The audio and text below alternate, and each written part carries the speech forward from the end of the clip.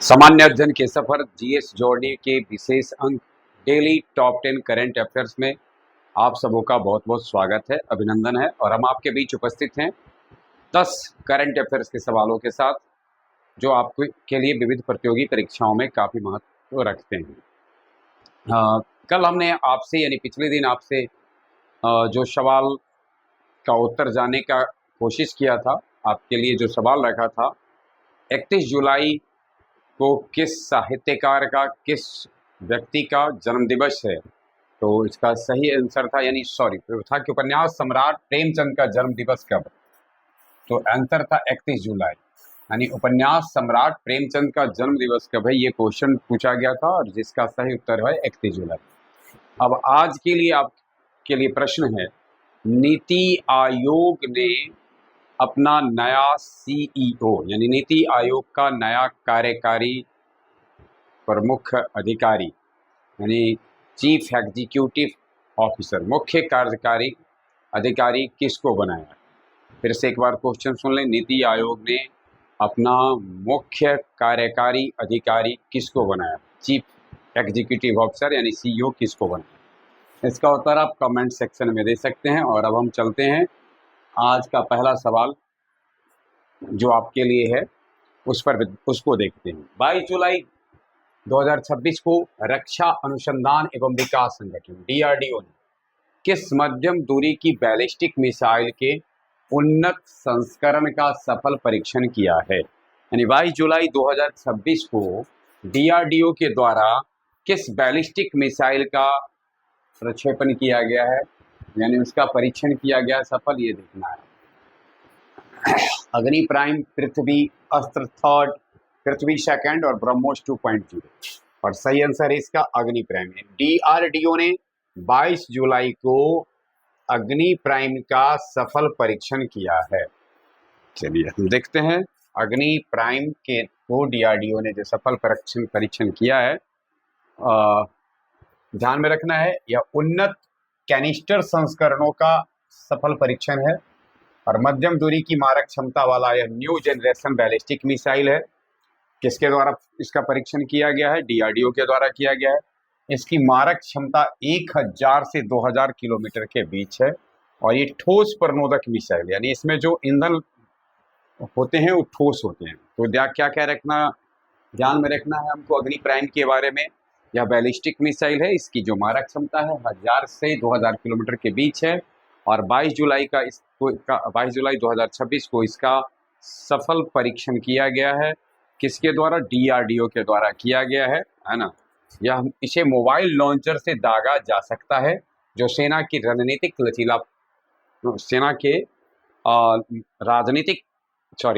लचीलापन को प्रदान करेगा। अगला सवाल आपके लिए स्क्रीन पर है, नीति आयोग द्वारा जारी ग्लोबल इनोवेशन इंडेक्स 2026 में भारत की रैंकिंग क्या है। यानी NITI Aayog national institution of transforming India के द्वारा जो ग्लोबल इनोवेशन वैश्विक नवाचार सूचकांक जारी किया जाता है उसमें भारत की रैंकिंग क्या है, 32वीं, 38वीं, 40वीं, 45वीं। और सही आंसर है कि नीति आयोग द्वारा जारी ग्लोबल इनोवेशन इंडेक्स 2026 में भारत की रैंकिंग है 38वीं। 2026 में जो रैंकिंग जारी की गई है उसमें भारत का स्थान है 38।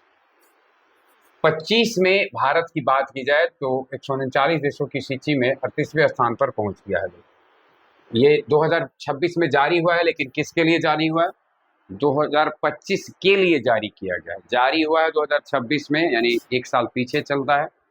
अगर 2024 की बात की जाए तो इसका स्थान था 39वां, अर्थात कि एक स्थान में सुधार आया है। वहीं 2015 की अगर बात करें तो इसका स्थान था 81वां। तो 81वां से काफ़ी सुधार हुआ है। भारत मध्य और दक्षिण एशिया के क्षेत्र में पहले स्थान पर बना हुआ है। निम्न मध्यम आय वाले देशों के समूह में भारत शीर्ष स्थान पर काबिज है। अब वैश्विक स्तर पर इस सूचकांक में स्विट्जरलैंड पहले, स्वीडन दूसरे और संयुक्त राज्य अमेरिका तीसरे स्थान पर है। अगर बात किया जाएगा कि जो ग्लोबल इनोवेशन इंडेक्स है, वैश्विक नवाचार सूचकांक, इसमें कौन सा देश शीर्ष पर है? तो है शीर्ष पर है स्विट्जरलैंड, दूसरे नंबर पर स्वीडन है, तीसरे नंबर पर संयुक्त राज्य अमेरिका है और भारत का स्थान 38वां है। केंद्र सरकार द्वारा 2026 में जारी की गई संशोधित कोर उद्योगों के सूचकांक श्रृंखला के लिए किस वर्ष को नया आधार वर्ष तय किया गया? 2026 में जारी की गई संशोधित कोर उद्योग कहते हैं वह केंद्रीय उद्योग जो किसी देश के संपूर्ण उद्योग का एक आधार प्रदान करता है। कोर मतलब समझ सकते हैं कि सेंटर के जो चारों तरफ का जो सेंटर के को समेटे उसके इर्द गिर्द का जो क्षेत्र होता है उसको हम लोग कोर कहते हैं। तो कोर इंडस्ट्री पहले तो हम देखते हैं कि कौन कौन सा है और उसके लिए जो आधार वर्ष रखा गया है वह है 2022-23। 2022-23 आधार वर्ष रख दिया गया है। थोड़ा सा हम देखते हैं कि इसके अंतर्गत आता कितना है। तो सबसे पहले तो देखिए, अभी लौह अयस्क को 9वें मुख्य उद्योग के रूप में जोड़ा गया है और अब भारत में कोर उद्योगों की संख्या 8 से बढ़कर 9 हो गई।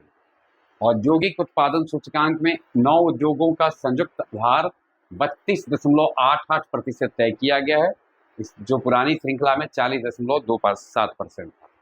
अब थोड़ा सा नज़र डालते हैं कि इस प्रकार से कोर इंडस्ट्री कौन कौन है, इसको निर्धारित कौन करता है? तो इसका निर्धारण करता है केंद्रीय वाणिज्य एवं उद्योग मंत्रालय का जो विभाग है, उद्योग संवर्धन और आंतरिक व्यापार विभाग, DPIIT, department for promotion of industry and internal trade, उसके द्वारा यह सूचित किया जाता है।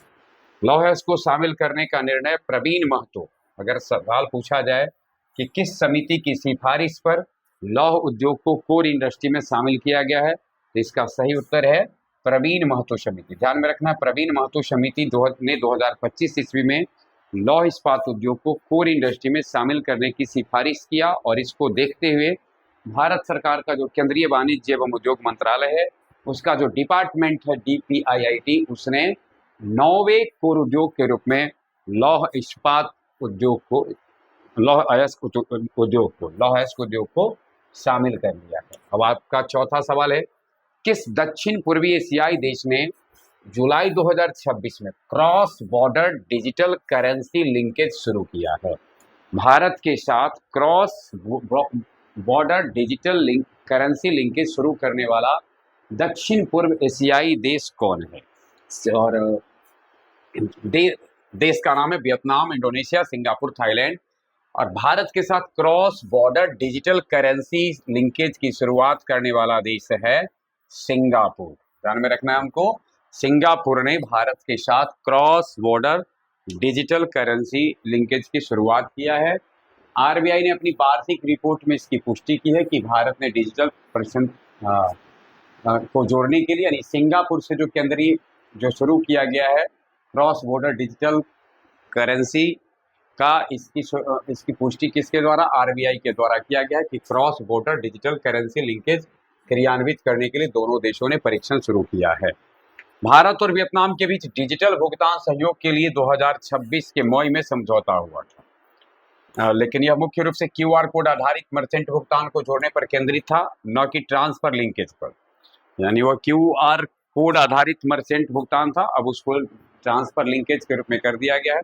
भारत और इंडोनेशिया के बीच द्विपक्षीय स्तर पर भारत के UPI और इंडोनेशिया के QRIS भुगतान तंत्र को जोड़ने के लिए बातचीत अंतिम चरण में है। यानी UPI का हो सकता है कि आप जल्द सुनेंगे कि UPI QRIS के साथ जो है सो समझौता करके एक द्विपक्षीय स्तर पर यानी एक नया भुगतान प्रणाली को शुरू कर सकता है। भारत थाईलैंड के साथ भी प्रोजेक्ट नेक्सस नामक बहुपक्षीय रिटेल भुगतान प्रणाली का विकास कर रहा है। हाँ, केंद्र सरकार ने 2026 में किसानों को उर्वरक सब्सिडी सीधे बैंक खाते में देने के लिए कौन सी नई पहल की शुरुआत किया है? यानी सीधा जो बैंक, यानी उर्वरक की जो सब्सिडी है वह सीधा खाता में पहुंचे, इसके लिए केंद्र सरकार ने किस पहल की शुरुआत किया है? और विकल्प है आपके लिए PM किसान खाद योजना, डायरेक्ट फर्टिलाइजर ट्रांसफर 2.0 और PM समृद्धि योजना, डिजिटल कृषि कोष। सही आंसर है इसका डायरेक्ट फर्टिलाइजर ट्रांसफर 2.0, जिसके तहत उर्वरक का जो सब्सिडी है सीधे किसानों के बैंक के खाते में ट्रांसफर कर दिया जाएगा। 2026 में सब्सिडी वितरण प्रणाली में बड़ा सुधार करने के उद्देश्य से डायरेक्ट फर्टिलाइजर ट्रांसफर 2.0 पहल किया गया है। यानी इसके तहत क्या होगा कि किसानों को अपना पैसा जो है सब्सिडी का वह सीधे उसके बैंक के खाते में आ जाएगा। FIH पुरुष हॉकी विश्व कप, जैसा कि आप जानते होंगे 2026 में पुरुष हॉकी विश्व कप हो रहा है। अब आपको बताना ये है कि भारतीय टीम का नेतृत्व तो इसमें कौन कर रहे हैं, भारतीय टीम की कप्तानी किसको मिली है। मनप्रीत सिंह, सरदार सिंह, राजपाल सिंह, हरमनप्रीत सिंह, और सही आंसर है इसका हरमनप्रीत सिंह को कप्तानी मिली है। 2026 में जो विश्व पुरुष हॉकी है और टूर्नामेंट है उसमें कप्तानी मिली है हरमनप्रीत सिंह को। और अब देखना है हमको, देखते हैं एक नज़र कि यह कब से कब तक है। यह 15 अगस्त से 30 अगस्त 2026 तक खेला जाएगा। इंटरनेशनल हॉकी फेडरेशन इसका मुख्य मेजबान होता है। मुख्य कोच हैं भारत के क्रेग फुलटन।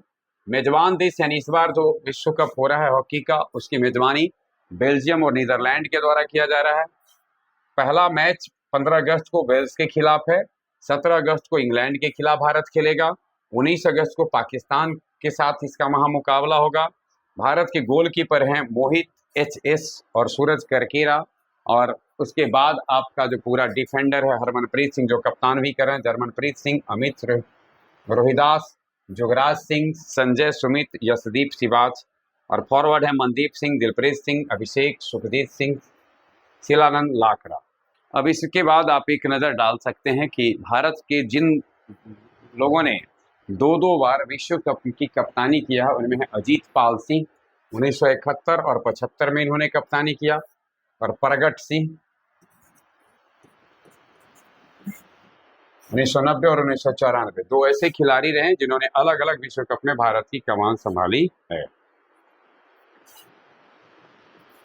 अगला सवाल आपके लिए है, भारत सरकार ने हाल ही में किस नदी बेसिन के कायाकल्प के लिए राष्ट्रीय नदी पुनरुद्धार कार्यक्रम शुरू किया है। राष्ट्रीय नदी पुनरुद्धार कार्यक्रम Kaveri basin, Godavari basin, Yamuna basin, Narmada basin, और सही आंसर है इसका कि राष्ट्रीय नदी पुनरुद्धार कार्यक्रम की शुरुआत किया गया है यमुना बेसिन के लिए। जैसा कि आप जानते होंगे कि गंगा के लिए नमामि गंगे स्वच्छता अभियान की शुरुआत की गई थी, तो गंगा की सबसे बड़ी सहायक नदी है यमुना। इसको ध्यान में रखते हुए यमुना के बेसिन को उसमें जो मलबा गाद जमा हो गया है इसको उससे कैसे मुक्त किया जाए, उसकी उराही कैसे किया जाए, इसके लिए राष्ट्रीय नदी पुनरुद्धार कार्यक्रम की शुरुआत की गई है। और यह कार्यक्रम जल शक्ति मंत्रालय के द्वारा है। भारतीय केंद्रीय जल शक्ति मंत्री अभी कौन है? CR दास पाटिल। कार्यक्रम को राष्ट्रीय स्वच्छ Ganga mission NMCG national mission for clean Ganga द्वारा संचालित किया जाता है, और इसके 8 स्तंभ रखे गए हैं। देख लीजिए इसमें सीवेज उपचार, अवसंरचना, नदी तटीय विकास, नदी की सतह की सफाई, जैव विविधता, वनीकरण, जन जागरण, औद्योगिक अपशिष्ट निगरानी, गंगा ग्राम। 15 वर्ष से कम आयु के बच्चों के लिए सोशल मीडिया प्रतिबंध को मंजूरी देने वाला पहला यूरोपीय देश कौन बना है? जैसा कि हम सब जानते होंगे कि सोशल मीडिया ने बहुत बड़ी चुनौती प्रस्तुत कर दिया है, खास करके किशोरों और युवकों के सामने। इसको देखते हुए कई देश ये विचार कर रहे हैं जिससे कि प्रतिबंध लगाया जाए, और इसी क्रम में डेनमार्क, फ्रांस, यूनान, पोलैंड में फ्रांस ने इस तरह का पहल किया है कि 15 वर्ष से कम आयु के बच्चों के सोशल मीडिया अकाउंट अब नहीं खोले जा सकते हैं, उस पर प्रतिबंध लगा दिया। साथ ही 2026 से 15 साल से कम उम्र के बच्चे का नया सोशल मीडिया अकाउंट नहीं खुलेगा। ये निर्णय लेने के साथ साथ जो अब तक हैं 2027 तक पुराने अंडर 15 खातों को भी पूरी तरह से बंद या सस्पेंड करना होगा। इस प्रकार से इस प्रकार कानून पास करने वाला यूरोपीय संघ का पहला देश बन गया है फ्रांस। इसका लेकिन इसमें थोड़ा अपवाद है। देखिए जैसे विकिपीडिया और जैसे ऐसे जो पढ़ाई में विद्यार्थी की मदद करते हैं और शोध में मदद करते हैं, ऐसे वेबसाइटों को इस से बाहर रखा गया है। जुलाई 2026 में बिहार सरकार ने वाल्मीकि नगर के बाद राज्य के दूसरे टाइगर रिजर्व के रूप में किसे आधिकारिक मंजूरी दी है?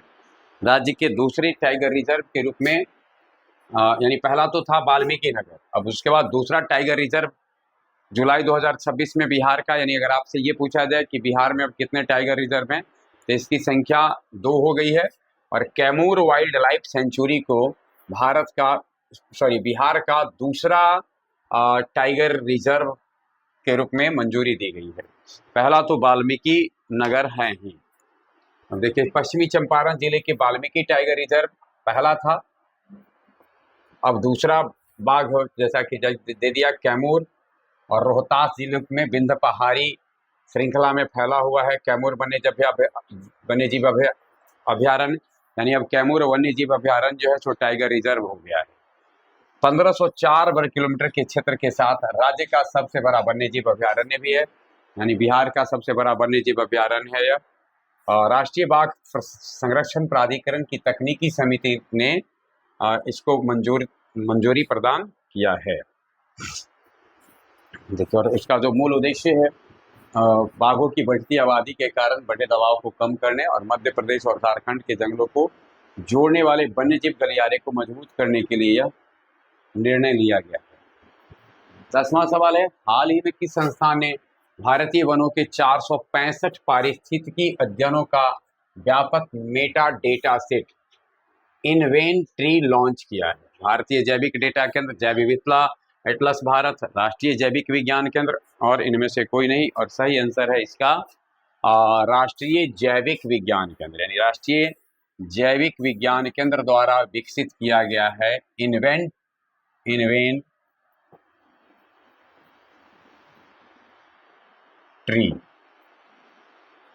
एक नजर डाल दें इन्वेंट्री पर। Inventory Meta India tree inventory Meta data है, भारत के वन और वृक्ष पारिस्थितिकी से जुड़े अध्यायों को अब तक का सबसे बड़ा और व्यापक मेटा डेटा सेट है। 1991 से 2023 के बीच प्रकाशित हुए 465 वृक्ष सूची अध्ययनों की जानकारियों को एकीकृत किया गया है। इसमें सभी प्रकार के बायोम में फैले 4650 हेक्टेयर से अधिक वन क्षेत्र के डेटा को कवर करता है। भारतीय वन डेटा को वैश्विक पारिस्थितिकी विश्लेषण और जलवायु परिवर्तन अध्ययनों में शामिल करना इसका मूल उद्देश्य है। और साथ साथ दक्षिण एशियाई वनों का प्रतिनिधित्व अब तक काफ़ी सीमित रहा है, इसलिए इसको थोड़ा विस्तृत करने के उद्देश्य से इस डेटा को विकसित किया गया है, यानी इन्वेंट्री मेटा डाटा को। ये थे आज के टॉप 10 करंट अफेयर्स के क्वेश्चन, जिसके साथ हम आपके बीच उपस्थित हुए। आज भर के लिए बस इतना ही। बने रहे हमारे साथ। धन्यवाद।